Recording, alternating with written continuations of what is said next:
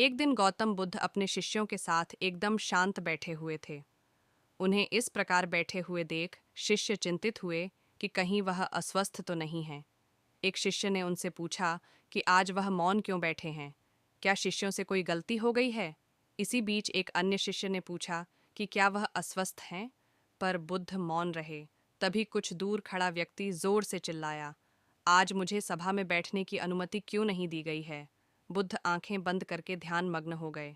वह व्यक्ति फिर से चिल्लाया, मुझे प्रवेश की अनुमति क्यों नहीं मिली? इसी बीच एक उदार शिष्य ने उसका पक्ष लेते हुए कहा कि उसे सभा में आने की अनुमति प्रदान की जाए। बुद्ध ने आंखें खोलीं और बोले, नहीं, वह अछूत है, उसे आज्ञा नहीं दी जा सकती। यह सुनकर शिष्यों को बड़ा आश्चर्य हुआ। बुद्ध उनके मन का भाव समझ गए और बोले, हाँ, वह अछूत है। इस पर कई शिष्य बोले, हमारे आश्रम में जात पात का कोई भेद ही नहीं, फिर वह अछूत कैसे हो गया?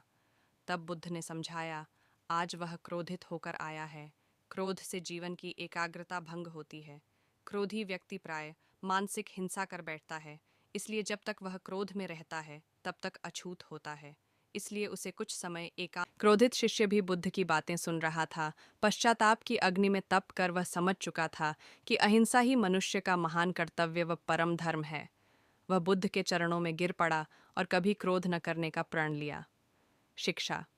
आशय यह है कि क्रोध के कारण व्यक्ति अनर्थ कर बैठता है और पश्चाताप उसे बाद में होता है, जिसका कोई लाभ नहीं मिलता। इसलिए हमें क्रोध नहीं करना चाहिए। असल मायने में क्रोधित व्यक्ति अछूत हो जाता है और उसे अकेला छोड़ देना चाहिए। क्रोध करने से तन, मन और धन तीनों की हानि होती है।